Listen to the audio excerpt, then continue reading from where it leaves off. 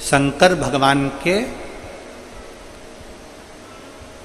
नेत्र के अश्रु से रुद्राक्ष की उत्पत्ति हुई। जानते हो सब लोग?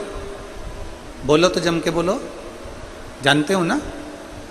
फिर भगवान शंकर के नेत्र अश्रु से अंधकासुर की उत्पत्ति हुई।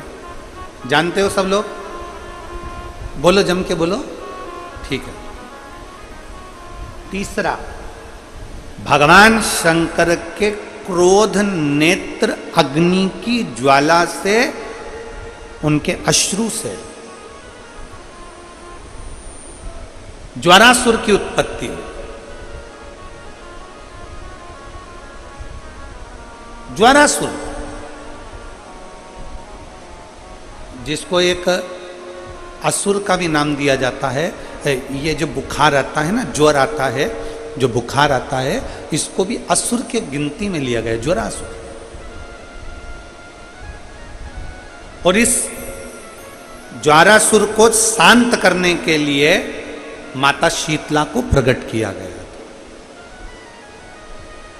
और आप गुरुग्राम वासियों के लिए तो बड़ा सौभाग्य का विषय है कि मां शीतला आपके गुरुग्राम में आशीर्वाद देने के लिए सदा विराजमान रहती है। बोल शीतला माता की, शीतला माता की। मां इस गुरुग्राम में माता शीतला अपने भक्तों के आशीर्वाद देने के लिए सदा विराजमान थी है। ज्वारासुर को शांत करने के लिए मां शीतला को प्रकट होना पड़ा था।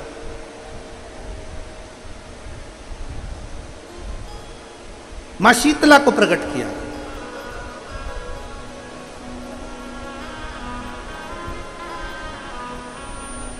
शिव महापुराण की कथा कहती है, भगवान विष्णु ने कह दिया ब्रह्मा जी के शब्द सुने, और ब्रह्मा जी के शब्द सुनकर भगवान नारायण की आंख से आंसू बहने लगे। भगवान विष्णु ने कहा, ब्रह्मा जी क्या कह रहे हो? कौन शिव? ये शब्द हैं आपके? कई लोग फेसबुक पर, इंस्टाग्राम पर, सोशल मीडिया पर, व्हाट्सएप पर शंकर जी के प्रति लोकाझोंकी करते रहते हैं। कोई कह देता है शंकर का जल मत पियो, कोई कह देता है श्री शिवाय नमस्तुभ्यं मत बोलो, कोई कह देता है शंकर की चढ़ी हुई बेलपत्र मत खाओ, कोई कह देता है कुछ। उनसे कहो, शिव की निंदा करने वाले ब्रह्मा जी का सिर कट गया था। शिव की निंदा करने वाले इंद्र को अपना सिंहासन छोड़ना पड़ा था। शिव की निंदा करने वाले को दक्ष प्रजापति का सिर कटकर बकरे का सिर लग गया था। शिव की निंदा करने वाले को धक्का देकर बाहर निकाल दिया गया था। शिव की निंदा थोड़ी सी सुनने वाले की लंका में आग लग गई थी। शंकर की निंदा ना तो करी जाए ना सुनी जाए। एक पत्र है, देखिए।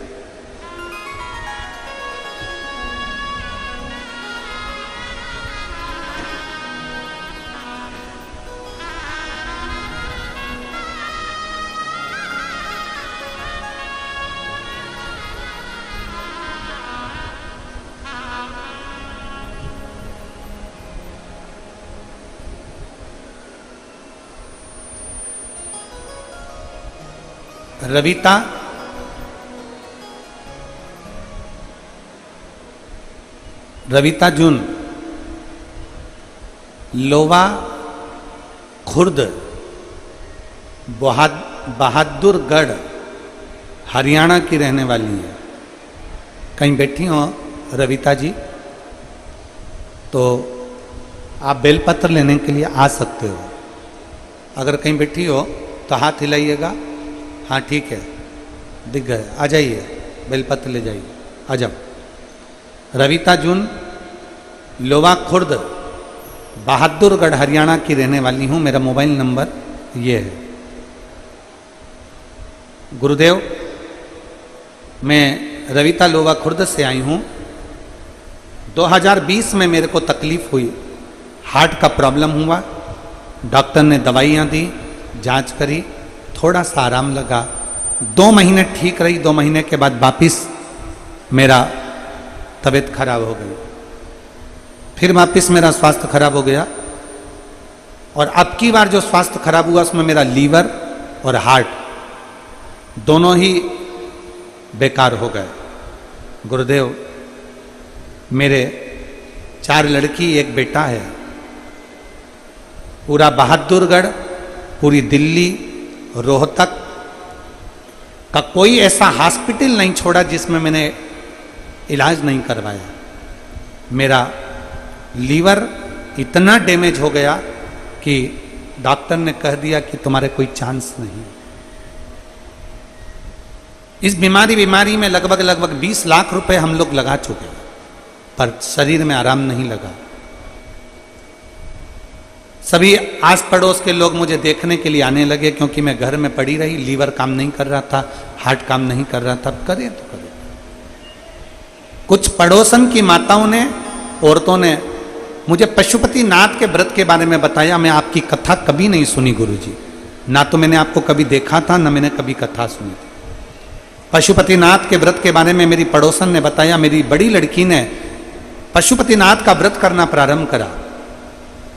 व्रत करते करते ऐसा कोई डॉक्टर नहीं गुरुदेव, दिल्ली का, बहादुरगढ़ का और रोहतक का, जहां हमने इलाज ना कराया।